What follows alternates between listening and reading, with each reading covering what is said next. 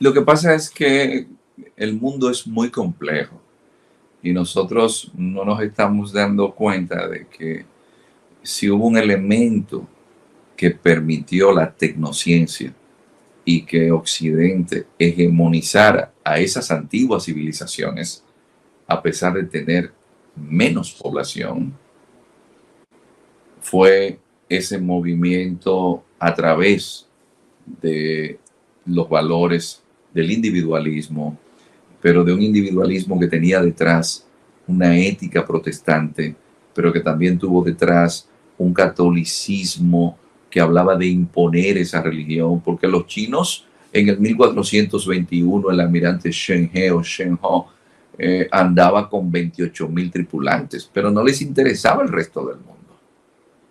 Pero los pequeñitos, que eran los españoles, los portugueses, que necesitaban especies, salieron, pero salieron también a imponer su religión.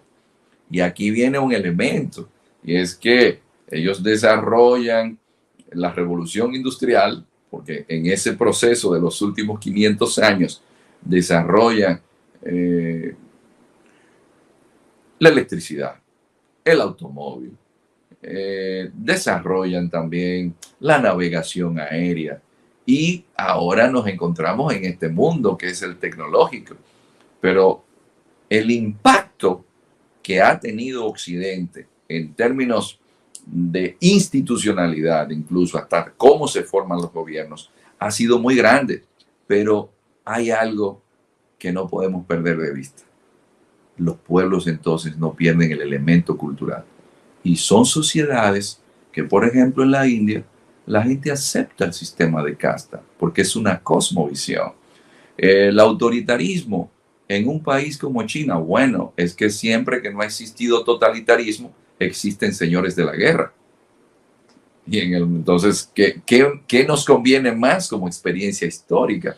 Y ahí ha estado la equivocación de Occidente, de pensar que esos elementos de desarrollo tecnológico, que fue el gran error también de Fukuyama, que decía que en China, desde que la clase media creciera, los chinos iban a querer ser democráticos. No, es que usted puede permear en términos tecnológicos, pero no así cultural. Por ejemplo, nosotros tenemos un país que es vecino de la República Dominicana, que es Haití. Haití. Cuando llegó la MINUSTAH a Haití, ellos descubren que una de las de los poderes fácticos es el papá Bocó. Y dicen que el papá Bocó o el sacerdote vudú, porque la mayoría de la gente cree en el vudú.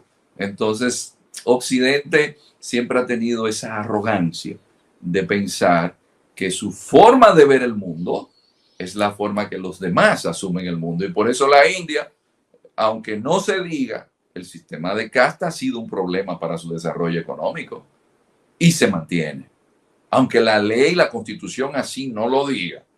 Pero China, cuando dejó de lado los valores confucianos, ¿qué le pasó? Vino la revolución cultural, que Mao quiso acabar con todo lo que oliera a Confucio. Pero Xi Jinping ahora enarbola a Confucio.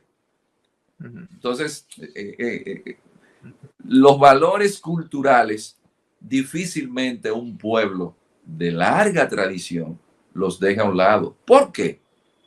Porque algo que nos demuestra la historia es que cuando los pueblos pierden sus tradiciones y sus costumbres, desaparecen. Un ayatolá iraní, la mentalidad que tiene es del medioevo, pero cuando vemos a Irán, Irán está fabricando drones.